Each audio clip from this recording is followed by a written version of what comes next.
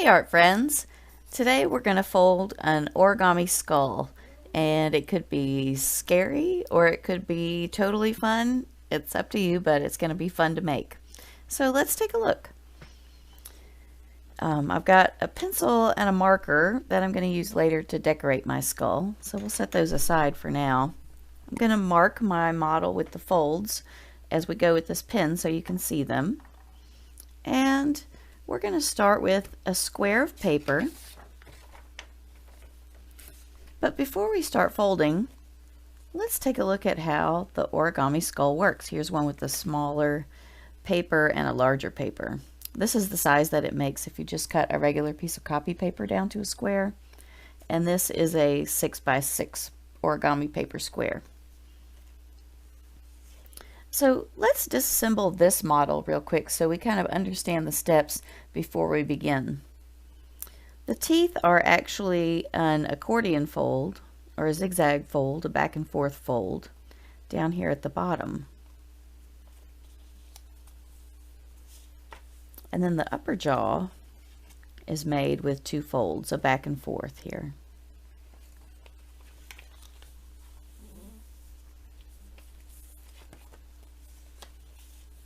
You might recognize this kind of paper airplane fold and a simple fold at the top. This skull is a really easy origami fold and also very fun. So we're going to begin with this center fold here. And this one is going to be right down the middle, corner to corner. So we'll fold our paper in half, corner to corner, like that. Now let me show you with the paper we're folding together. In half, corner to corner. I take my time, line up my corners, and when they're lined up, I put a finger down there to keep them where I want them. Then I take my other index finger and slide it across to the fold.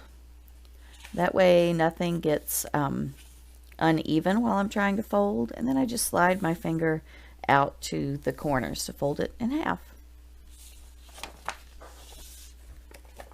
So our next fold is the paper airplane fold. We're going to fold so this edge lines up with the center, and that means our fold will be right here in the middle.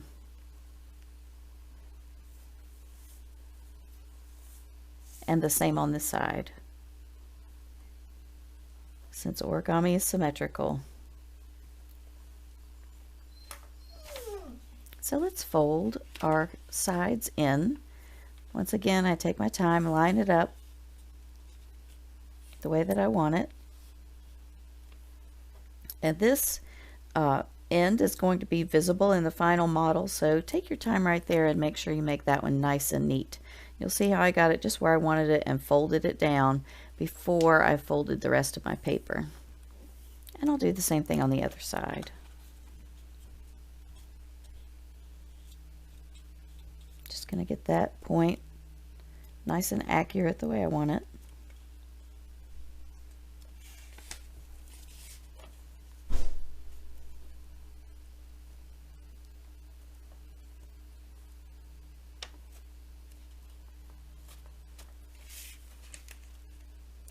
Then line up the rest of my paper and finish my fold. Okay, let's flip our model over. And the next fold that we're going to make makes the top of our skull. And there's really nothing to line it up with unless you want to line up the tip of your paper with the tops of these. That's one way to line it up, or you could make it as tall or as short as you want. So this fold is going to go right across. This is a horizontal fold. Near the top it makes a little triangle, so we'll just fold that down like this.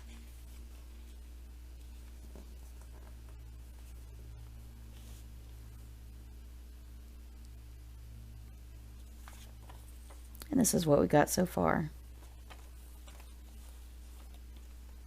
Our next fold, we're going to fold our model in half. So we'll bring the lower tip up to the top. And that fold will be right in half here.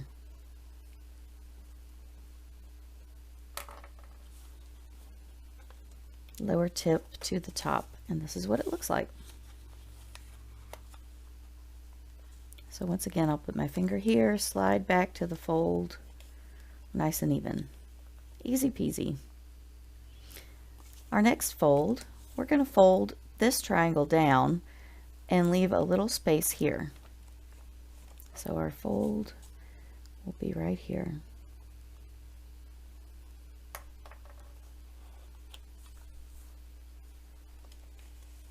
And again, there's nothing to line it up with. You make it the size you want. I just try to make sure it's even. We'll flip our model over. And now we have our accordion folds down, and this is what makes the teeth of the skull. So there's really no way to judge how far to make this first fold. I kind of estimated, and you can see how far it is on my paper. It's about the width of my thumb, so you might try that as an initial measurement, and we'll just fold that paper up. So about the width of my thumb. Make sure it's nice and straight. Can line up the end with the center fold here, and that will let you know. And then that sets the width for the rest of our folds. So I'm just going to fold it down so the top of this triangle is now even with my top jaw.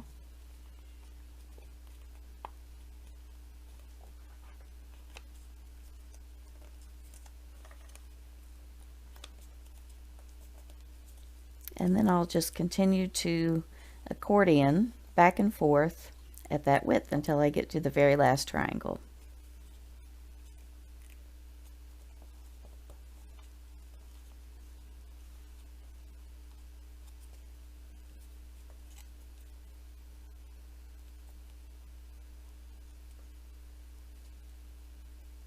And then that one sits on top. And now it's time to decorate our awesome skull. So I know traditionally origami is only folded paper, but for this model and some other models we might do together, you might want a little glue. I used a little bit of glue on this one to keep the teeth down. Otherwise, no matter how firmly you fold, they want to spring up just a little bit. If that doesn't bother you, go for it. If you want it to be down, you can just put a little dot of glue. Actually, on this one I put a little dot of glue in this fold too, where the upper jaw is, so that it would stay down nice and flat. And a tip when it comes to decorating, since the parts of the skull that we're going to draw on here, the eyes and the nostrils, are symmetrical, I have a quick and easy way to make sure that your drawing is symmetrical. And it works like this. First, I draw what I want on one side, and I think for this one I'll make just a round eye socket for this skull with a pencil, just taking my time, getting it how I want it.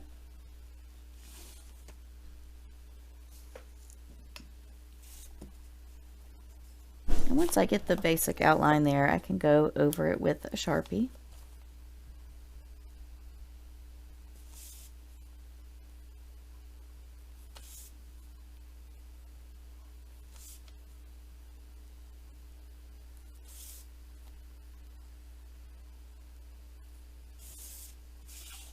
And I can do the same with the nostril here.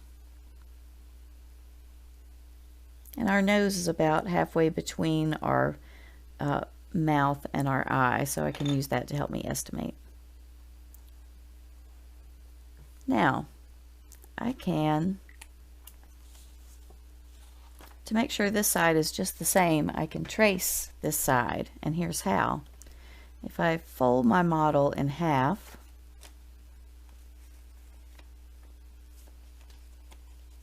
I can lift up this paper airplane flap, and I can see the Sharpie from the other side. I can see through, so I'll just use my pencil and go over that line. And the nostril as well. It's down here. If you go ahead and color it in with your Sharpie, it's easier to see. Okay, so I just traced that nostril there and the eye. And now I can open my model back up and I can see those pencil lines. So I can just trace over those with my Sharpie. And when I fill them in, I've got a symmetrical face. Can be quite challenging to do otherwise, but you get the idea there. Once you fill it in, you have your completed skull.